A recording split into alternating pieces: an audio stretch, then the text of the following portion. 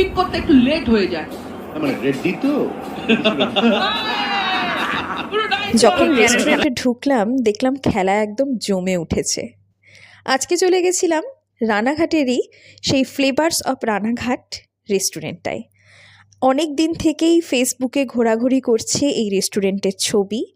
ব্যাঙ্গালোরে বসে প্রতিনিয়ত এই রেস্টুরেন্টের আপডেট দেখছিলাম, কাছের বন্ধুবান্ধবরা ছবি পোস্ট করছে। তো তখনই প্ল্যান করেছিলাম এবার রানাঘাট গেলে অবশ্যই একদিন ঘুরে আসব এবং দেখে আসবো এই রেস্টুরেন্টের পরিবেশ এবং খাবার দাবারগুলো। রেডি ছিল না। অনেক সময় হয় কি লাইফ থেকে যখন বলটা আসে তোমার পিক করতে একটু লেট হয়ে যায়। মানে রেডি তো খেলা চলছে। রানাঘাটে এতদিন আছে কিন্তু কোনো রেস্টুরেন্টে যাবার মন হয়নি, বাড়ির খাবারই বেশ এনজয় করছি। তো আজকে একটু সময় পাওয়াতে মনে হলো যাই একটু ঘুরেই আসি, সেই মতোই চলে যাওয়া।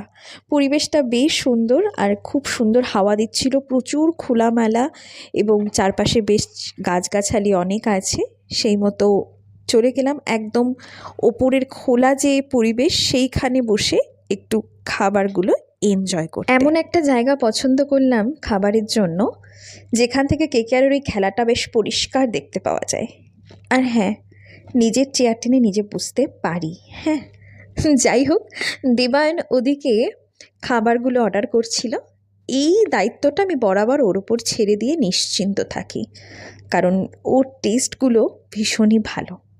তো যাই হোক, স্টার্টারটা খেলাম, তারপর একটা ড্রিঙ্কস অর্ডার করেছিলাম, সেটাও বেশ ভালো খেতে ছিল। আর তারপর ছিল মেন কোর্স।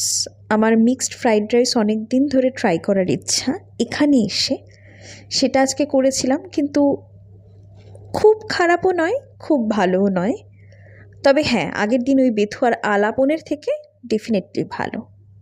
সব মিলিয়ে একটা সুন্দর সন্ধে কাটালাম আমরা। ভালো লাগলো ফ্লেভার্স অফ রানাঘাট। আর শেষে গ্রহরাজ মন্দিরে দর্শন করে বাড়ি।